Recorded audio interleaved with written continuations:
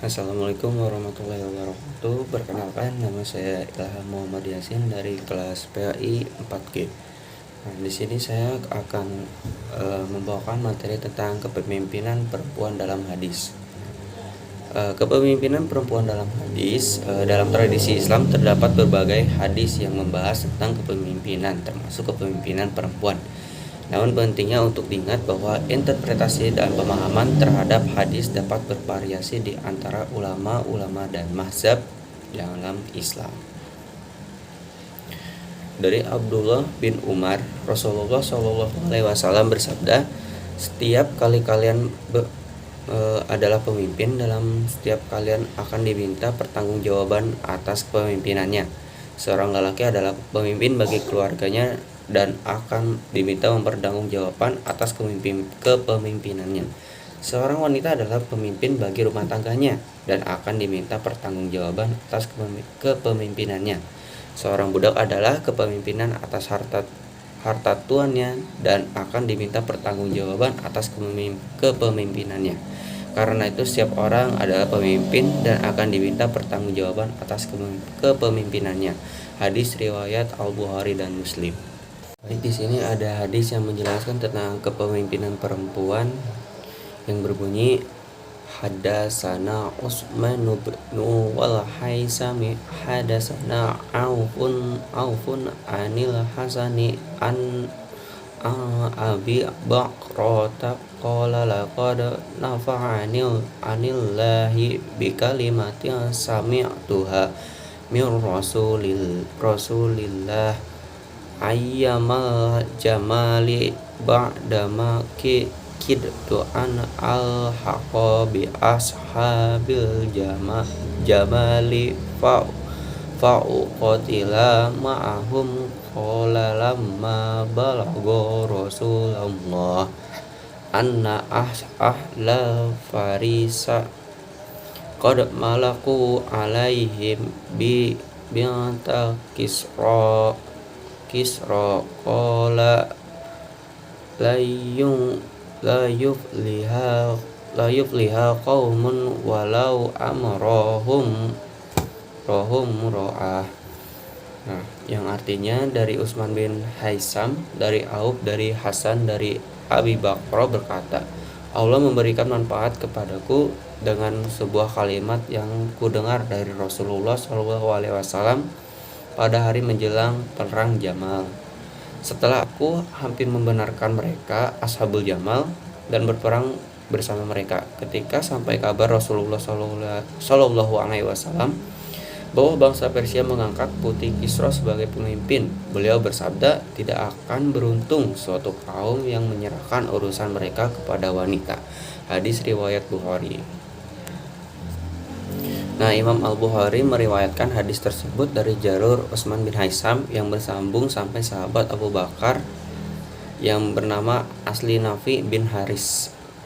Ada juga jalur periwayatan yang dimuat oleh Imam Ahmad bin Hanbal dari Muhammad bin Al-Mutsana. Untuk redaksi matan hadis seperti di atas, mayoritas merujuk pada Abu Bakrah. Nah, baik. Asbabul wurud atau sebab dituturkannya hadis tersebut oleh Abu Bakar adalah ketika konflik politik meruncing antara kubu Sayyidah Aisyah dan Sayyidina Ali bin Abu Thalib yang menjadi pemicu perang Jamal pada tahun 16 Hijriah. Pada tahun 36 Hijriah. Posisi politik Abu Bakar sendiri disebutkan tidak berpihak pada kubu Sayyidah Aisyah dan mendasarkan sikapnya pada pernyataan Nabi di atas. Nah, baik, pada persyaratan hadis menjelaskan peristiwa ada yang menyebabkan Nabi berujar demikian, yaitu ketika negeri Kisra, salah satu bagian dari negeri-negeri Persia, memiliki seorang raja yang terbunuh. Nah, buah dari konflik internal kerajaan ya, yang ternyata yang membunuh sang raja tersebut adalah anak lelakinya sendiri. Nah, intrik demi intrik terjadi dalam kerajaan dan singkat cerita diputuskan untuk mengangkat raja dari anak perempuan sang Kisra. Sayangnya, anak perempuan Kisra ini kurang sukses memimpin kerajaan. Banyak diskusi tentang sebabnya, ada yang menyebutkan inkompetensi, ada juga yang menyebutkan bahwa kemunduran kerajaan itu adalah akibat Kisra menyobek surat dakwah dari Nabi. maka ia kolot dengan terjadinya intrik dalam istana, dan terpaksa anak perempuan yang menjadi raja, dan doa Nabi mengenai kemunduran kerajaan pun terkabulkan. Demikian kurang lebih keterangan dalam Irsyadus Sari Syahi Al-Bukhari karya Imam Al-Kastalani dan Tufatul Arwazi Syarah Sunan At-Tirmizi karya Imam Al-Mubakhari. Nah, baik, di sini ada beberapa pendapat dari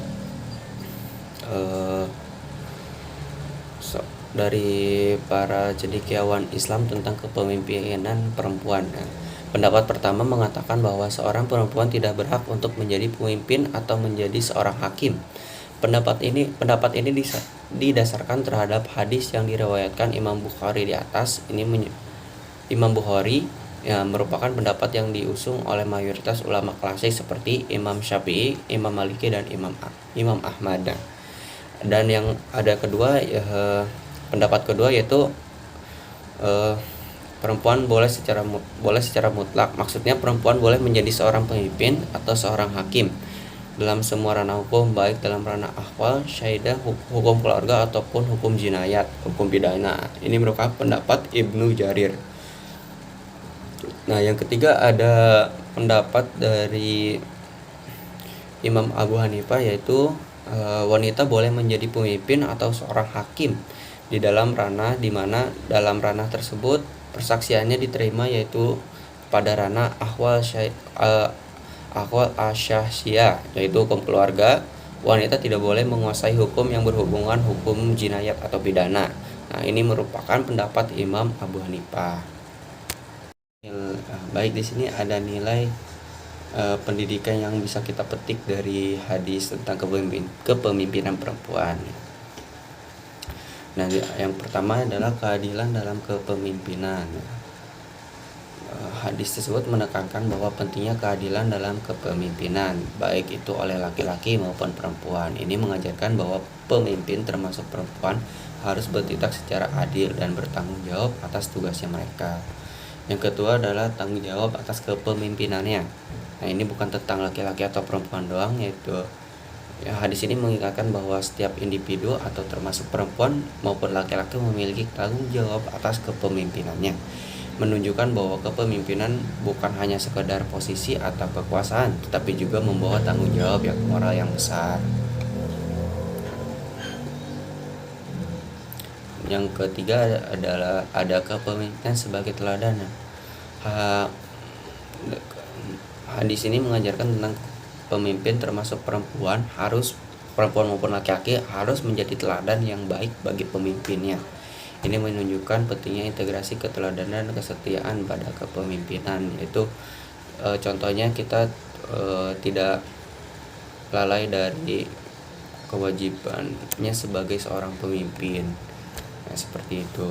Dan apalagi tentang korupsi, kan itu tidak mencerminkan seorang pemimpin yang baik gitu. Baik, sekian dari saya.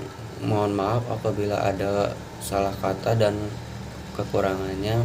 Wabillahi taufiq wal hidayah. Wassalamualaikum warahmatullahi wabarakatuh.